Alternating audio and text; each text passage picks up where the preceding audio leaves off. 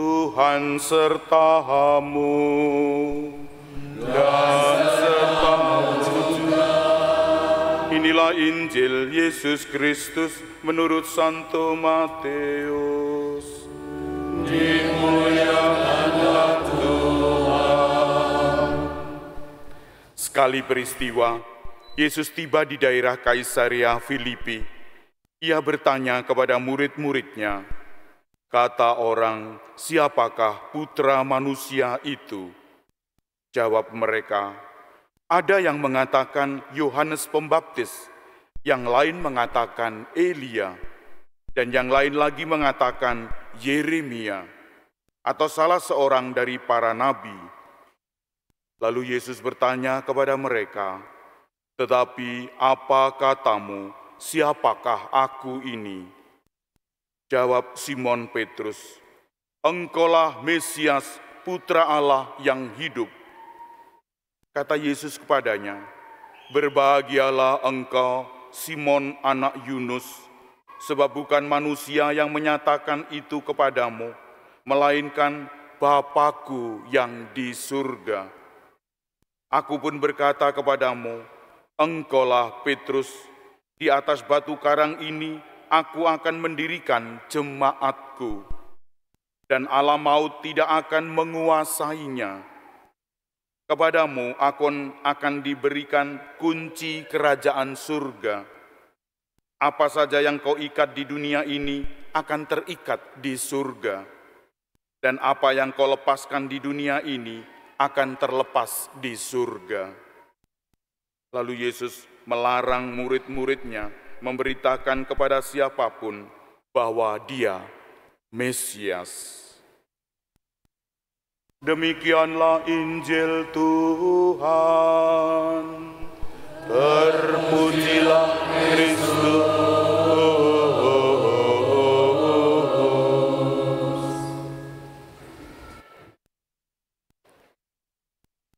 Bapak, Ibu, saudara-saudara yang terkasih dalam Kristus, ini salah satu Injil yang perikop yang saya sukai karena berkenaan dengan jati diri, identitas diri, pribadi Yesus Kristus. Dan ini adalah perlu kita miliki juga. Kita perlu membawa kepada masyarakat bahwa Yesus sungguh Allah, sungguh manusia. Bapak, Ibu, saudara-saudara yang terkasih, kalau kepercayaan iman kita belum sampai pada Yesus Kristus sungguh Allah, sungguh manusia, dua hal yang tergabung dalam pribadi Yesus, kita belum sungguh-sungguh meyakini hal ini, belum yakin benar. Mungkin dari kita masih meyakini Kristus, Yesus adalah manusia, seperti para nabi, seperti pewarta-pewarta yang lain. Belum sampai pada Yesus Kristus, sungguh Allah, sungguh manusia. Bapak, Ibu, saudara-saudara yang terkasih, ketika dalam perjalanan masih setengah jalan, ini di Kaisarea Filipi masih setengah jalan, belum sampai Yerusalem. Yesus menanyakan hal ini. Siapakah aku ini? Dicek dulu. Kalau umat belum sampai pada Yesus, sungguh Allah, sungguh manusia, nanti pada saat di Yerusalem, mereka akan kecewa. Dan betul mereka banyak yang kecewa. Ketika Yesus mati, Yesus digantung di kayu salib, banyak yang mengundurkan diri, termasuk para murid. Tapi 3 hari kemudian dia bangkit. Nah, baru terbuka mata mereka. Tapi hanya 3 hari. Saudara, Bapak, Ibu, kita hanya 3 hari Maka kalau ada persoalan-persoalan sulit, hening dulu. Selama 3 hari. Ini diingat-ingat. Selama ada persoalan-persoalan yang bingung kita, 3 hari. Hening, merenung, orang bilang retret, orang bilang rekoleksi. Baru setelah 3 hari, ngeh, apa itu? Jelas sudah, ini adalah Putra Allah. Bapak Ibu saudara yang terkasih, kalau hidup kita ditengarai persoalan-persoalan pelik dalam hidup ini, kalau persoalan siapa presidennya, alah itu bukan persoalan. Siapa presidennya pokoknya milih yang menurut kita bagus. Tidak perlu 3 hari untuk renung sopo 3 hari, tidak. Bapak Ibu saudara yang terkasih, setelah itu tanyakan siapa saya ini. Ada yang mengatakan Elia, ada yang mengatakan Yeremia, ada yang mengatakan Yohanes Pembaptis. Masih disejajarkan para nabi. Lihat, masih disejajarkan para nabi. Meskipun itu nabi besar, Elia, yang membawa pada keyakinan monoteisme ketika dihadapkan pada nabi-nabi Baal. Elia, pada nabi-nabi Baal, siapa? Yesus, Yahweh atau Baal, Baal atau Yahweh. Dihadapkan para murid, para umat Israel dan memilih Yahweh. Meskipun Musa mendirikan 10 perintah Allah, ini penting. Saat-saat seperti itulah penting, membawa umat kepada kebebasan, penting. Nah inilah. Yohanes Pembaptis, membaptis Yesus, ini penting. Maka itu adalah nabi-nabi penting dalam perjanjian lama, dalam perjanjian baru. Oleh karena itu belum sampai. Baru jawaban Petrus, siapakah aku ini? Engkau adalah Putra Allah yang terkasih. Mungkin jawaban ini sama dengan yang lain. 3 kali Yesus dihaturkan. Engkau adalah Putra Allah yang hidup, dengarkanlah Dia. 3 kali saat Yesus dibaptis muncul sabda ini. Lalu ketika Yesus saat ini, engkau adalah Putra Allah yang hidup, Mesias, Putra Allah. Dan yang terakhir pada waktu Yesus menunjukkan kemuliaannya di atas gunung. Engkau adalah Putra Allah, dengarkanlah Dia. Ini berarti Putra Allah ini sebutan untuk Yesus dari Bapa, dari Bapa sendiri. Oleh karena itu, sungguh ini bukan jawaban Petrus. Petrus sebagai manusia belum nyampe pada gagasan Yesus Putra Allah. Belum nyampe. Masih manusia. Oleh karena itu Bapak Ibu, saudara-saudara yang terkasih, perdalamlah ini, perdalamlah. Supaya hidup kita nyenyak, hidup kita lancar. Kalau tidak, pasti akan terhambat. Ada persoalan sedikit, aduh ya apa ini ya. Kalau kita meyakini Yesus Putra Allah, tidak ada hal-hal yang kita yang merintangi diri kita. Ada persoalan sulit, terjang. Ada persoalan angel, terjang.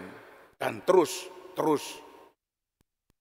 Maka karena itu Bapak Ibu, jawaban Bapa melalui mulut Petrus ini sungguh ampuh. Menjadi jawaban kita semua. Engkau Mesias, Putra Allah yang hidup.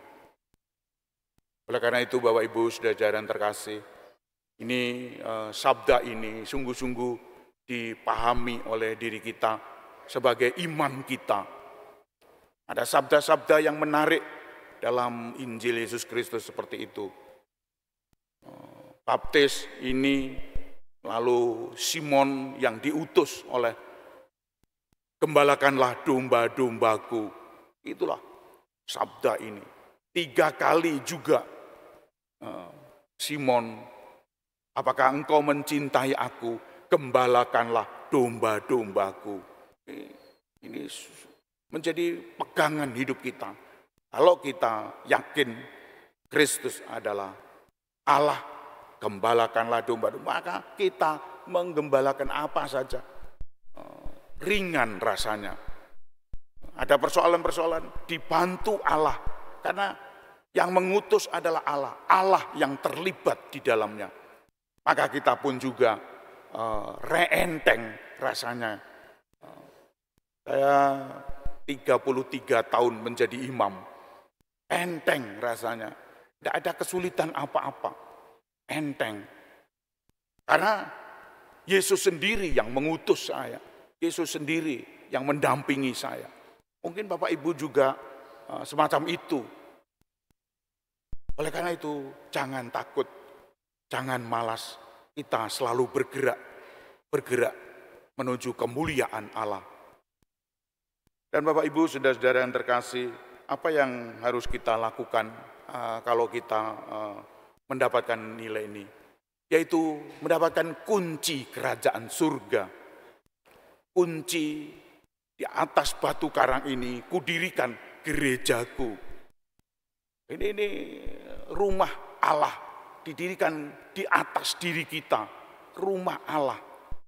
Maka kalaupun tidak ada yang lainnya di tengah-tengah kita, kita berdoa di gereja, tidak usah di mana-mana, cukup di dalam diri kita.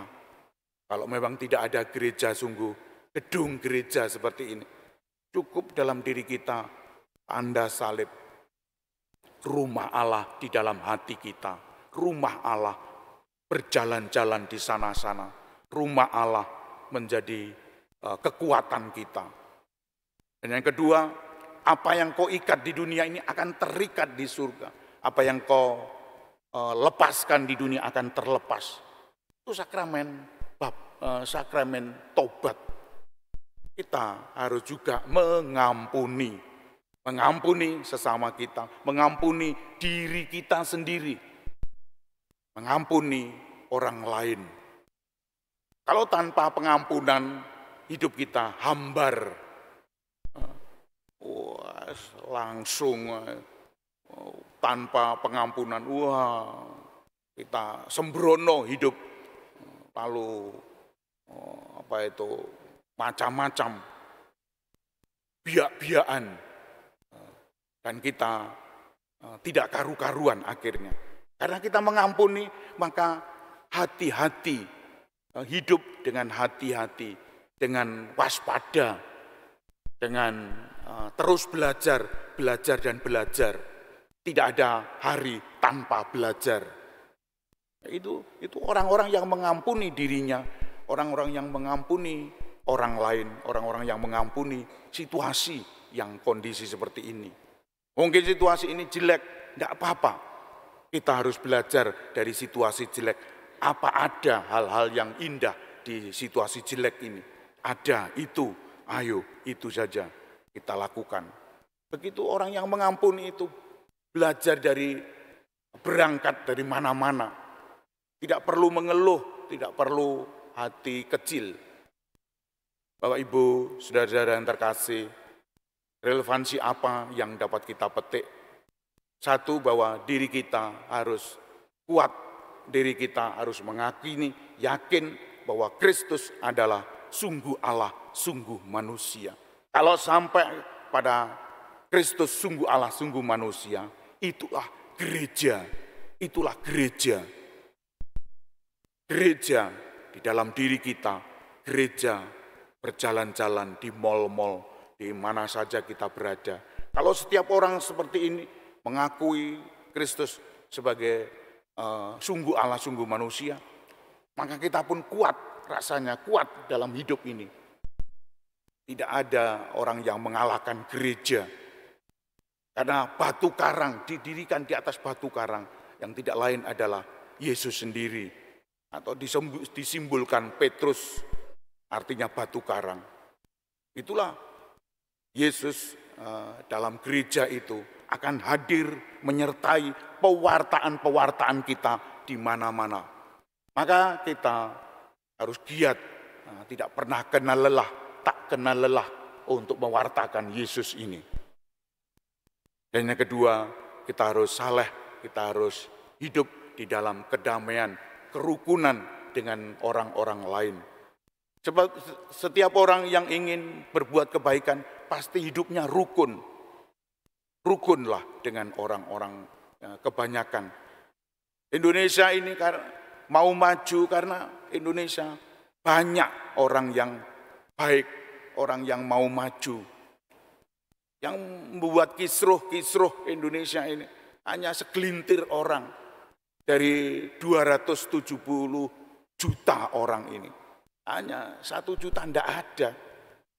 1 juta tidak ada. Tapi ya karena lemahnya hidup kita, karena lemahnya diri kita, maka gampang digoyah-goyah, gampang digerakkan. Ayo ke sana, ayo ke sana. Tidak gampang. Kalau kita mempunyai Yesus di hadapan kita, segala sesuatu mungkin tidak masuk akal, tetapi bagi Tuhan masuk akal. Lakukanlah itu. Terus berjalan, terus bergerak, terus maju. Oleh karena itu Bapak Ibu, saudara-saudara yang terkasih, kita sadar bahwa diri kita lemah. Manusia itu lemah, banyak dosa. Maka mari kita sering memohon pada pertolongan Allah. Karena tidak pernah kita memohon secara serius. Doanya Bapak kami Salam Maria begitu saja. Sebetulnya harus memohon secara serius. Tuhan selalu mengampuni diri kita. Tuhan selalu membimbing. Tuhan ada di dalam diri kita. Itu bacaan kedua tadi. Tuhan selalu membimbing, menuntun diri kita menuju kedamaian abadi. Semoga Tuhan memberkati kita. Amin.